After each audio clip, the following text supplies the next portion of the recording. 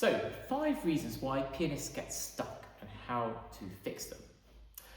One thing I've found with my piano teaching work is that often pupils get stuck in their practicing. They're putting a lot of effort, they're putting a lot of time in, but they're really struggling to solve some of the difficulties in the music. And it's not a lack of motivation, it's not a lack of talent, but I think often it's down to how we structure our practice, how we approach our practice. So that's what I want to explore with you a little bit more in this video and looking at 5 reasons. So reason number 1, having an unclear goal. So before you start practicing, take some time to think about what you want to achieve from that piano practice session. This is where keeping a practice journal can perhaps be useful. I think very often we sit down and we just start playing, just playing through the piece we're trying to work on without necessarily knowing what we want to achieve from that practice session. And while I'm on the subject of goals, make sure the goal you choose in your practice session is something that is achievable within the practice time you have. So, as an example, if you were working on, I don't know, say some of the Beethoven Practise sonata, your goal might be to work on that opening section, doing slow practice to get the notes really secure and to get the coordination of hands really together.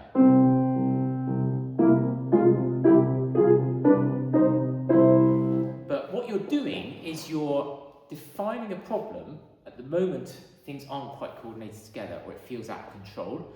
And then you're having a solution, slow practice, and you've got that clear goal as you approach your practice. So, reason number 1 why practice can be ineffective is not having a clear goal.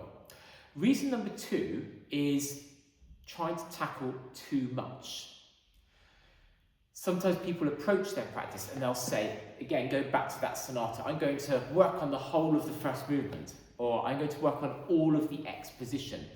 It's just too much material and we can't take it all on board in one practice session. It's much better to focus on a small part and get it really secure and correct. In fact, sometimes we need to reduce things right down to just a couple of notes or so. Let me give you an example.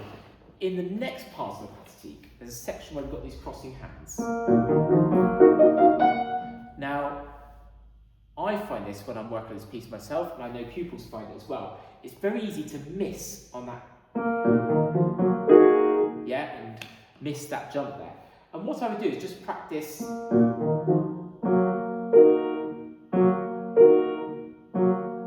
I'm literally just practicing that move. I've brought it right down to 2 notes. And only when I've sorted that would I then start to put it in context. And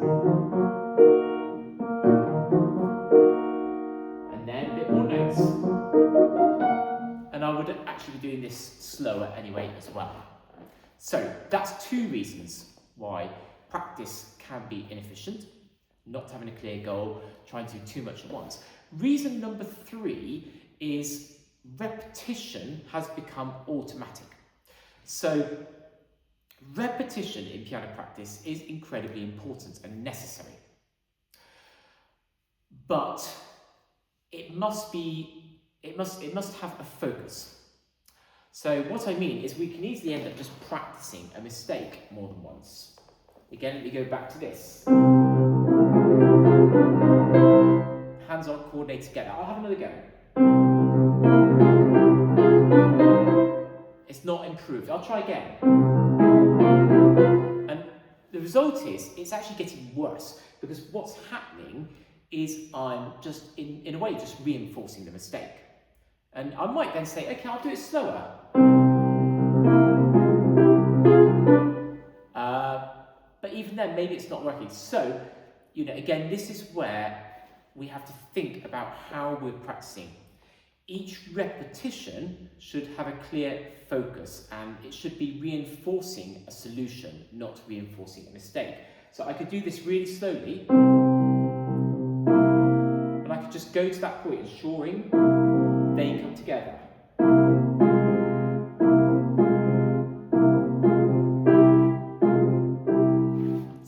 work very slowly on very small sections so that I'm doing repeating, but each repetition is enforcing that solution, not practicing the mistake. Reason number 4, spending too much attention on time. I sometimes, especially with some of the younger pupils, some of the children, they'll come to me and say, I've done, 2 hours practicing this week, 20 minutes every day. And that's brilliant, but how are we using that practice time? If we're simply using a half-hour practice session to play through pieces and not really work on them, that's not necessarily very productive.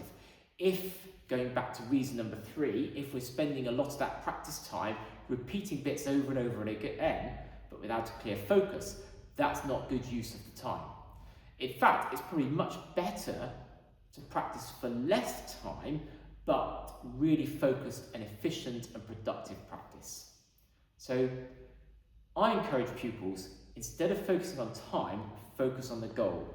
Yeah, my goal today is to get these 4 bars that I'm struggling with really secure. And I'm going to do it by practicing it this way, this way, this way. And then your practice time can kind of naturally draw to a conclusion when you feel you've achieved that goal, rather than when you've done your half-hour or 1-hour practice. Finally, reason number 5 is practicing success rather than solving problems. What I mean by this is just spending practice time playing through things that you can already do.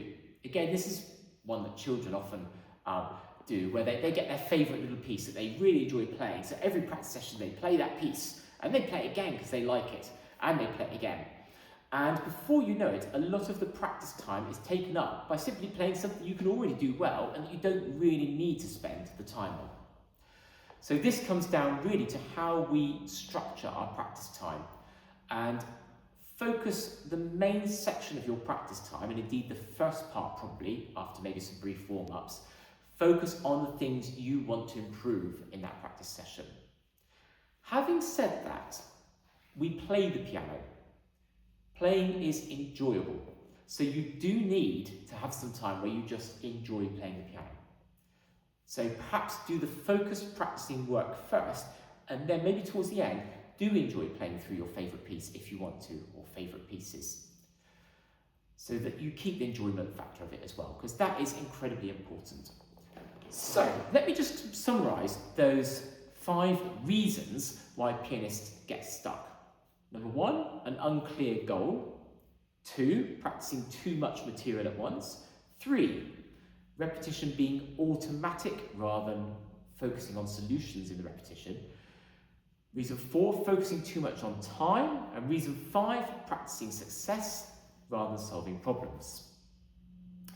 So your progress with your piano playing, I think, will become much clearer when you have clear goals, you're working on small bits of material at once, and each repetition is really intentional and solves a problem.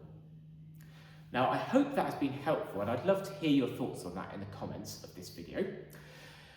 I will be doing an online workshop on how to practice piano more effectively. This is on the 18th of June at 11 AM. It will last for about an hour, and it's going to give an opportunity to explore these things in a lot more detail, give you even more tools that you can apply to your own piano practice. So I would love for you to join me for that.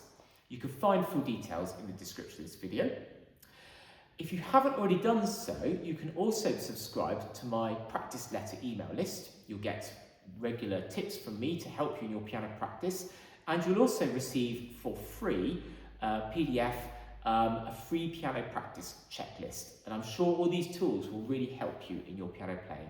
So again, check out the description of this video so you can get more information on that. Thank you so much for watching.